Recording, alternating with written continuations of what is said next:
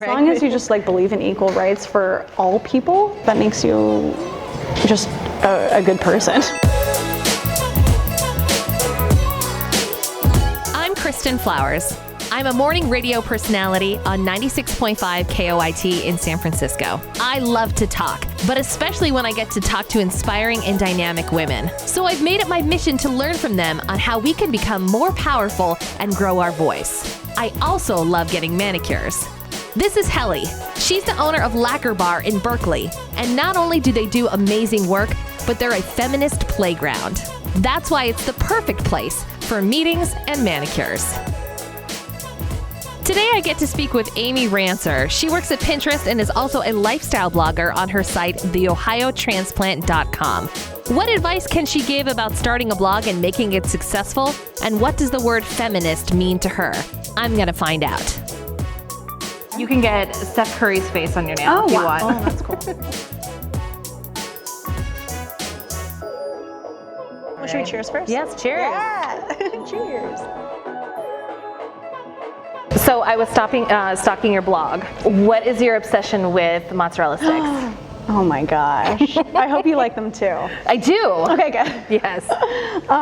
So actually I'm from Ohio, and when I was in high school, every Friday night I used to go to Applebee's with my friends, and that's where we would hang. Like I never drank in high school, Yeah. so I was like, let's go to Applebee's. Right, yeah. I'm going this Friday actually. Are you? Yeah, seriously, which is embarrassing. So what made you come to San Francisco? So I graduated college and I studied magazine journalism. That's cool. Which is really neat. Yeah. And I was like, I wanted to be a fashion editor, and I interned at Marie Claire, which was really fun, in their beauty closet. It's a rough lifestyle. You don't get paid a lot. Yeah. And just kind of like the grind is real. So after I graduated college, I was kind of looking for a job and then thought that I wanted to become a buyer. Oh. So I worked at Macy's in their executive development program, and moved out to San Francisco, which was really exciting. Yeah. And did that for like 3 months. But basically, I was like a glorified store manager, which is cool. Right, but not what you wanted to do. Yeah. So then I was like, okay, I have to like think of something else. So I quit my job and started looking, and then got into PR. And now I've been at Pinterest for like almost 2.5 years. Really? Do you like it? I love it. It's awesome. I talk to brands every day about like what their creative on Pinterest looks like. So what's their voice? What are they trying to message out to pinners? Yeah. What's their value? And so that looks different like visually, and also sounds different. But I think it's about like having really actionable and beautiful content. Yeah. I don't ever pin anything. Yeah. And I'm wondering like, well, is that something I should get into? Is that, like, why would I pin something, I guess? I save a lot of stuff like recipes so I can go back to them, right. Fashion styles, but then I have like secret boards, like a wedding board that my boyfriend doesn't know about. No. We're not there yet, but he doesn't need to know that.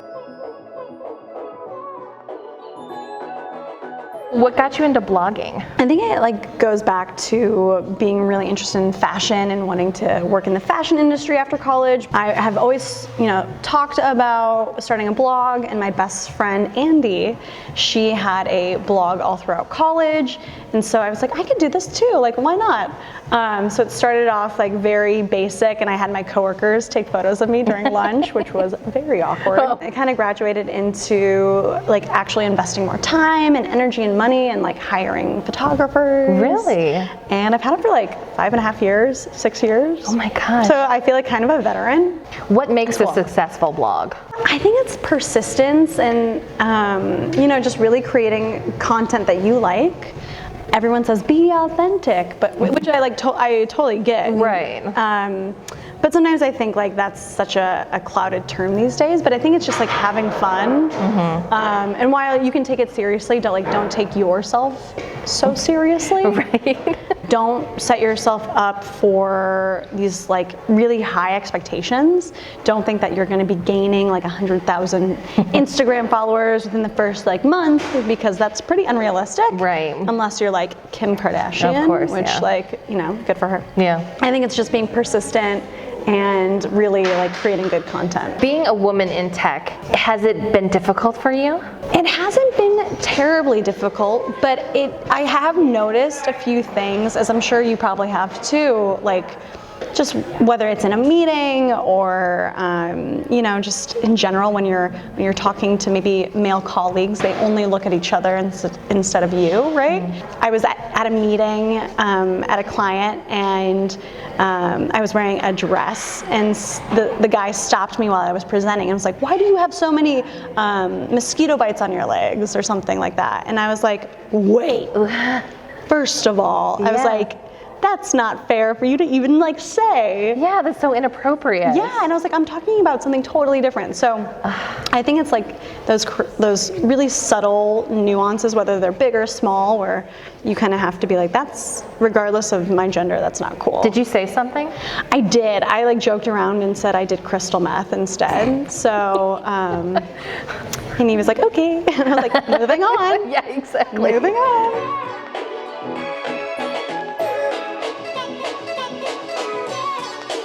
These are looking very good. Even clean nails. I'm like, these are great. These are great. Do you think you have to work harder? I think this has to do probably with my age, to be honest. I look probably pretty young, maybe. I don't know. So I think when I'm at business meetings or at meetings with brands and meeting with, you know, CMOs, I have to just kind of command the room, because I do look a little like younger, and maybe I am a little bit, my personality is a bit more, I don't know, like energetic. I don't ever want to apologize for my style. Right, of course. You mentioned earlier that you feel like you have to command the room when you walk in. Oh yeah. So how do you do that? Oh, have you heard of the power pose? No, what is that? Oh my God, it's like you pose like you're Wonder Woman. I feel like it's this subconscious energy that you get when you're doing it, to be like, I'm a badass bee. I did it this morning, actually. Did you? I was doing I was silly. I was doing like a webinar at Pinterest, and I did it with my coworker. And I was like, we're gonna do this. This is gonna be great. In the fashion industry, how do you feel about the whole nudity aspect? So like there's some women that believe like it's super empowering to walk down the street practically not wearing anything, and some people think that we're taking a step backward. My thing is like, I want people to do whatever they want to do. Like I personally won't be scantily clad walking down the street, but if you want to do that, if you feel confident, awesome, go do it. The cool thing is like we've seen such a influx of body positive messaging and companies and advertisements, so I think that's really awesome.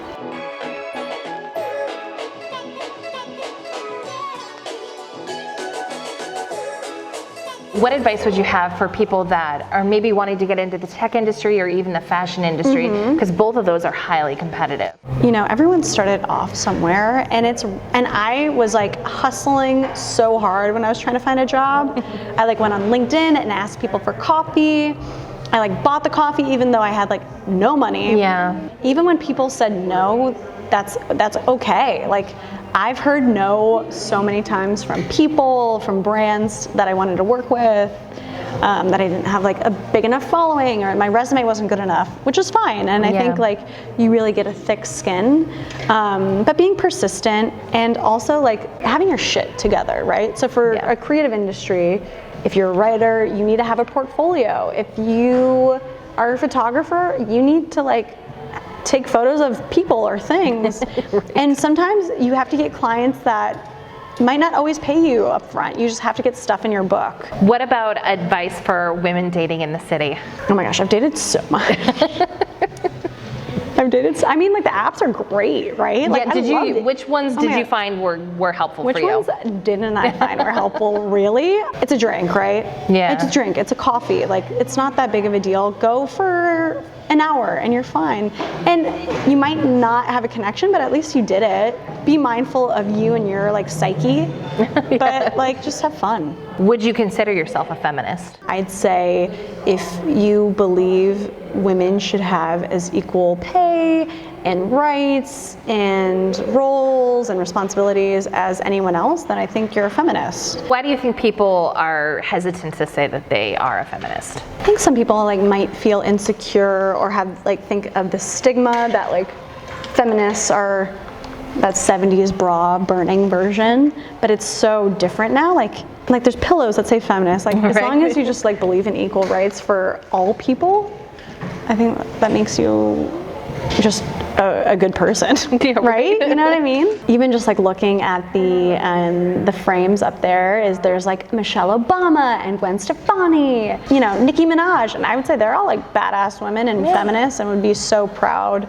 That's what they say in their music and their speeches, is that like how you should be valued as a woman, and I think that's really that's it, right? Yeah, it's cool. I think for the most part we have really amazing role models and people to look up to.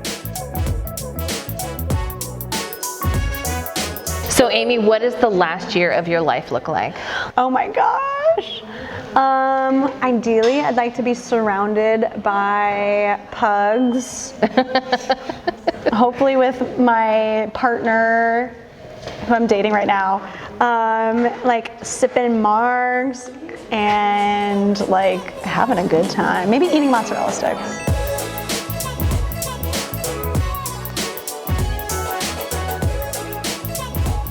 Aimee, it was so fun talking to you today. Thank you so much for coming down. Woohoo.